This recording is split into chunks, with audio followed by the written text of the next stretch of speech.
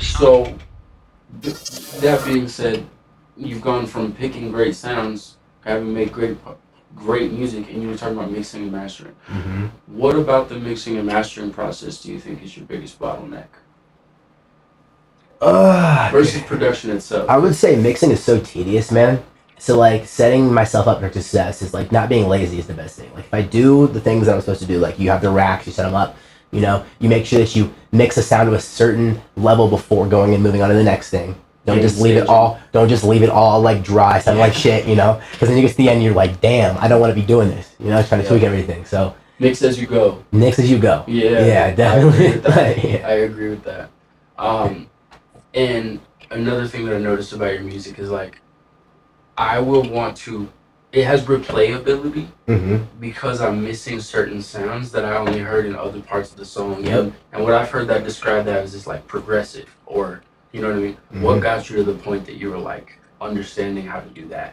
I mean, I think I just naturally figured that out. I mean, I looked at a few songs, right, and after I like really stopped, I would say like a year and a half in, after I like was not using a reference track every single time, I kind of just it was my own thing. I'm like, okay, I think that if I want to write a section here, if I want to set it up, like think about it like if it's like a hockey player or something like that. You know, you got your hockey assist, your second pass before your first pass, right, to goal. You want to set up that section that you want everybody to be jumping at before with a section that has something just a little less than the section that you want to set up. You know what I'm saying? So like half of like, you know, hey, you have a big sound here, gigantic, like I don't know, saw or something.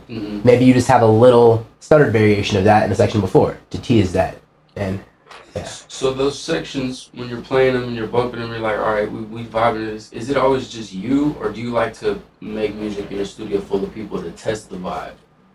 I am such a soloist. I mean, as I've gotten better and bigger, I think that, you know, making music with other people has been very, very, very, very helpful. But I would say before I was just like I was a solo guy, and then I would send it to people. Obviously, you want to get as much feedback on a track as possible, but like, yeah, in terms of making it in the studio, people, just me.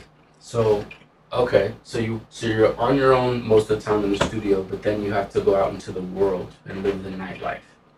Would you say that the nightlife is a contrast from how you live your studio life? Do you have a different, you know, do you have to turn on a different switch, or are you still just kind of chilling every time you hit the club too? You gotta turn on a switch, I would say. There's a lot of distractions, and those aren't, you know, present in my normal life. So going out to conduct yourself like that is definitely a different experience.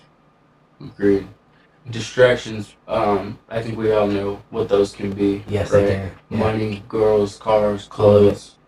Does that make you feel like you're missing out on certain things? Like do you ever wake up being like, damn, all this focus I got, all this discipline I got, a nigga just want to go get some bitches? You know what I mean?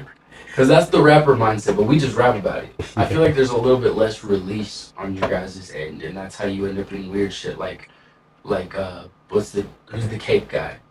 Getter and shit. You know what I mean? Like he's a great talented guy, but it's like you guys need release. You know what I mean? I mean, there's still plenty of release, bro. Like, okay, so let's go on that. What are some of your healthy releases? Go to the gym. Gotta be. It has to be. Going to the gym has gotten me over so many things, man. I can't even. Cool. Okay, yeah. No, I've seen the gym process for you. I remember when you weren't hitting the gym very much at all. You've grown a lot from that.